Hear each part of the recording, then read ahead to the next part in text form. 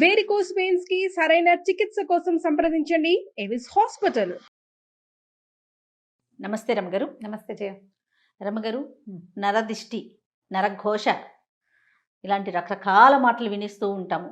పిల్లలకి తగిలిందని, ఇంటికి తగిలిందని, వ్యాపారానికి తగిలిందని, నాశనం అయిపోయామని, వాళ్ళ దిష్టే తగిలింది, వాళ్ళ కన్నే పడిందని ఇలా చాలా వింటాం కదా రమ్మగారు. నిజంగా దిష్టి ఉంటుందా? ఇప్పుడు పిల్లలకైతే ఏదో మంగళవారం అనో ఆదివారం అనో ఎండుమిరపకాయలు తిప్పేయటమో, ఉప్పు, కోడిగుడ్డో ఇలా తిప్పి పడేస్తూ ఉంటారు.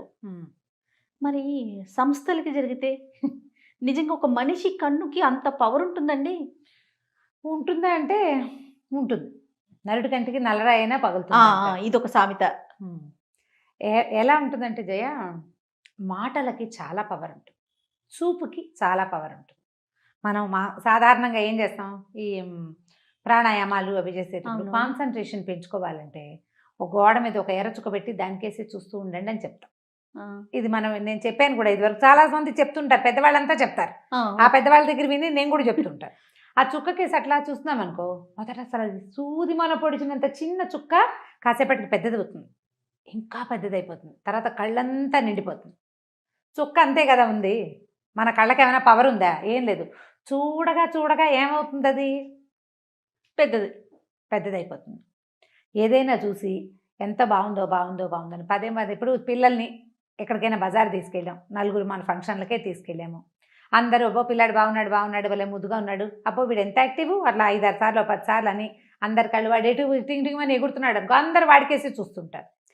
ఓ 2-3 గంటల తర్వాత పిల్లాడు కింద పడతాడు, లేకపోతే వాడు ఏదో ఎందుకో నస మొదలు పెట్టి ఇక ఏడ్చుకుంటూ ఉంటాడు, కన్ను తగిలేసింది పిల్లాడికి. అందరూ చూస్తుండేసరికల్లా ప్రతి వాళ్ళ కాన్సన్ట్రేషను ఒక విషయం మీదకే వెళ్తే అక్కడ ఒక డిస్టర్బెన్స్ ఏర్పడుతుంది. మానవ శరీరాలకి చుట్టూతో ఒక ఆరా ఉంటుంది అంటారు. అవును, చుట్టూతో ఒక చిన్న కాంతి వలయం ఉంటుంది. ఈ వలయం దెబ్బతినిపోతుంది, దానివల్ల మనం దిష్టి తగిలింది అని చెప్తాం. ఇప్పుడు దాని నరదృష్టి.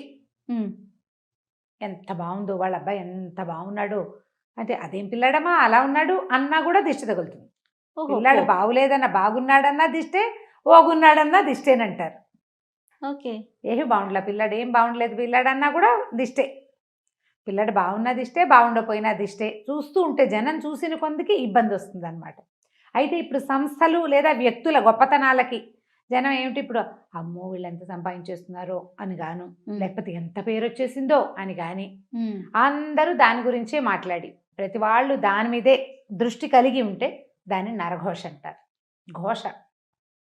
ఇప్పుడు నోటితోటి ఒక మాట అంటాం కదా జయ, వీళ్ళు ఎంత సంపాదిస్తున్నారో లేదా మంచి సంపాదన వచ్చింది అని అన్న లోపల ఒక మంట ఉంటుంది మనకి.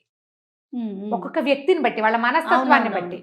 వాళ్ళది పాజిటివ్గా చాలా కష్టపడ్డారు, ఇవాళ పైకి వచ్చారు, 10 రూపాయలు తెచ్చుకుంటున్నారు అన్న మాట పైకి అన్నా కూడా లోపల అది ఉంటుందో ఉండదో, ఇంటెన్షన్ వేరేగా ఉంటుంది.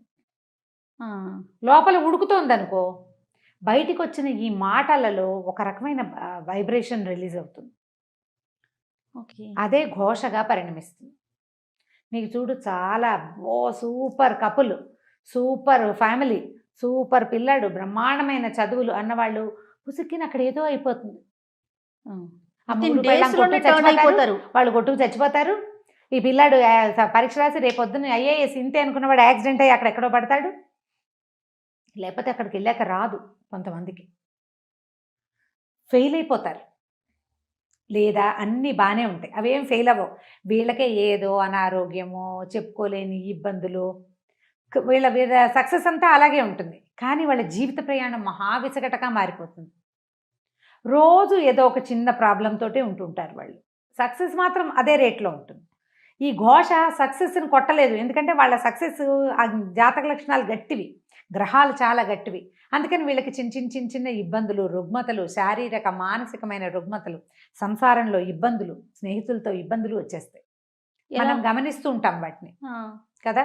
అయితే వీటిని ఎట్లా చేసుకోవాలంటే పురాతన కాలం నుంచి వచ్చిన పద్ధతి అయితే ఉప్పుతో దిష్టి తీసుకోవటమే చెప్తారు. ఓకే, ఉప్పు నెగిటివ్ ఎనర్జీని తీసేస్తుంది. పిల్లలకి ఏం చేస్తాం, 2 గుప్పెలతో ఉప్పు పట్టుకుని ఇటు 3 సార్లు ఇటు 3 సార్లు తీస్తాం. 2 3 6 సార్లు తీసి ఈ ఉప్పుని నీటిలో పోస్తే ఉప్పు కరిగిపోతుంది. నెగిటివ్ ఎనర్జీని తీసేస్తుందని ఈ తిప్పటం వల్ల మన చుట్టూతా బాడీ చుట్టూతా ఆరా ఉంది కదా, దాన్ని ఆరా పుల్ చేస్తాం, పుల్లింగ్ అవుతుంది అనమాట. అది ఆరా మళ్ళీ యథాప్రకారం లాగబడుతుందని మన పాతకాలపు పద్ధతి. ఇప్పటికీ కూడా ఈ నెగిటివ్ ఎనర్జీని పోగొట్టుకోవాలంటే ఎప్పుడూ ఉప్పు క్యారీ చేయాలని చెప్తారు. ఇళ్లల్లో మనం ఇంట్లోకి వెళ్తాం, ఈ మన హాల్లో కనపడే చోట రాళ్ల ఉప్పు ఒక కప్పులో పోసి పెట్టడం, నెల నెల మార్చేసుకోవాలి. బాత్రూముల్లో ఉప్పు పోసి పెట్టుకోవటం, బాత్రూంలో కూడా ఒక గ్లాస్ బౌల్లో ఉప్పు అని తెలియాలన్నమాట, అటు పెట్టుకోవటం. తర్వాత ఎక్కడి నుంచైనా బయటికి నుంచి వస్తే నీళ్ళల్లో కాస్త ఒక చిటికెడు ఉప్పు వేసుకొని, రాళ్ల ఉప్పు వేసుకొని స్నానం చేయటం 4 చెంబులు. ఇంక అదే చెయ్యాలి. ఇంట్లో ఉప్పు, నీళ్ళలో ఉప్పేసి ఇల్లు తుడుచుకోవటం. నెగిటివ్ ఎనర్జీ తగ్గుతుంది దీంతో. తర్వాత ఎప్పుడు ఏదైనా ఒక భగవన్నామస్మరణని అలవాటు చేసుకోవాలి. అప్పుడు ఈ బయట నుంచి వచ్చే వైబ్రేషన్స్ని లోపల నుంచి వస్తున్న వైబ్రేషన్ ఫైట్ చేస్తుంది. సూపర్, బాగుంది కదా, చాలా బాగుందండి. ఏదో ఒక భగవన్నామస్మరణ మన ఫోన్లోనే ఏదైనా ఒక శ్లోకమో ఒక స్తోత్రమో రింగ్ టోన్ లాగా పెట్టుకోవడం, సినిమా పాటలు కాకుండా. మన ఫోన్లో ఇలాంటి పరిస్థితి ఉన్నవాళ్ళు గాయత్రి మంత్రం అని నేను చెప్పను, నేను దాన్ని అందరూ ప్రొనౌన్స్ చేయడం మీద పెద్దగా ఆసక్తి ఉండదు నాకు. సాధారణంగా ఏదో ఒక మంత్రం, ఒక భగవత్ సంబంధమైన భజన, ప్రార్థన, అవతల వాళ్ళు మన ఫోన్ రింగ్ చేయగానే ఆ ప్రార్థన వినపడాలి వాళ్ళకి. వాళ్ళలో ఏదైనా నెగిటివ్ ఇంటెన్షన్ ఉన్నా ఈ ప్రార్థన వాళ్ళకి తగ్గించేస్తుంది. బాగుంది. మనకు కూడా మనం ఇప్పుడు వాళ్ళకి అది వినపడుతుంది, మనకు వినపడేందుకు ఒకటి ఉంటుంది కదా రింగ్ టోన్, అది కూడా ఏదైనా అయితే ఇప్పుడు ఈ భగవన్నామస్మరణ పెట్టుకున్నాం అనుకోండి, అది మధ్యలో కట్ చేసినట్లు అవుతుంది మనం ఆన్ చేస్తే. అవునవును. అందుకని అది చెయ్యకూడదని చాలామంది భావిస్తారు. 2 నామాలు పెట్టుకోండి, ఏవైనా పాటలాగా కాకపోయినా ఫుల్గా 2 నామాలు పెట్టుకుంటే అప్పుడు అవతల వాళ్ళకి అది వినపడుతుంది, మనకి ఇది వినిపిస్తుంది. 2 రింగ్స్ వచ్చేసాక మనం ఆన్ చేసినా పర్వాలేదు, స్తోత్రం కాదు కదా. అవునవును. ఆ నామం పూర్తయ్యాకే ఆన్ చేయండి ఫోను. లేదా సన్నటి తంబురా శబ్దం పెట్టుకోండి. వీటి వల్ల ఏమవుతుందంటే ఈ వైబ్రేషన్ వల్ల అది కొంచెం తగ్గుముఖం పడుతుంది. ఉప్పు ఎప్పుడు పనిచేస్తుంది. ఇప్పుడు సంస్థల్లో సమస్య వస్తుంది, సంస్థల్లో కూడా ఆకుపచ్చటి చెట్లు, మనం ఇప్పుడు బోల్డెన్ ఇండోర్ ప్లాంట్స్ వచ్చినాయి కదా, ఆకుపచ్చటి చెట్లు, ఉప్పు రాళ్ళు, ఈ 2 ఎప్పుడు మనుషులకి లోపలికి వచ్చిన వాళ్ళకి బయటికి వెళ్ళే వాళ్ళకి కనపడేలాగా పెట్టించుకోవాలి. ఓకే. ఈ 2 చాలా కంట్రోల్ చేస్తాయి. నేనైతే గ్రీనరీ చాలా ఇష్టం నాకు. ఇప్పుడు ఒక దాంట్లోకి వెళ్ళినా కూడా పచ్చదనం మనకి బుద్ధికి నెగిటివ్ ధోరణిని రానివ్వదు. అవును అవును. ఇది చాలా బాగుంటుంది కదా. అక్కడి నుంచి లోపలికి వెళ్ళంగానే పోస్టర్స్ అవి ఇవి పెడతారా, అవి బాగా మంచి ప్రకృతి వనాలని వేటినైనా పెట్టడం, ఆ పోస్టర్లని ఏవో బొమ్మలు కాకుండా గ్రీన్ పిక్చర్స్ ఇలాంటివి పెట్టుకుంటే అదంతా కూడా నెగిటివ్ ఎనర్జీని తగ్గిస్తుంది. ఉంటాయి, ఇది లేదు అని అనడానికైతే వీల్లేదు.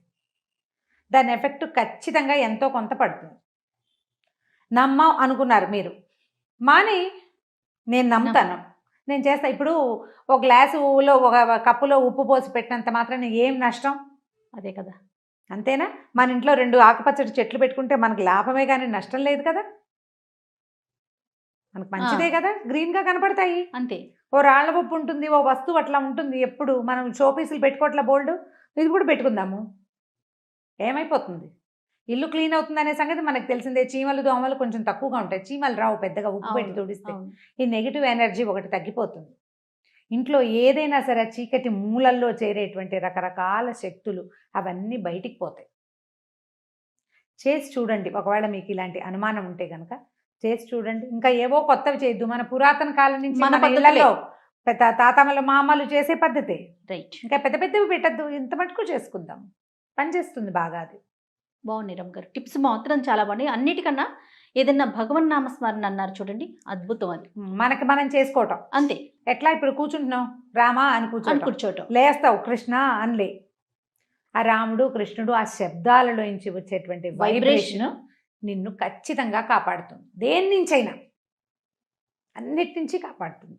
అలవర్చుకోండి, కనీసం వాళ్ళు మనని వదిలిపెట్టకుండా ఉంటారు. ఖచ్చితంగా రమ్మగారు. నమస్తే.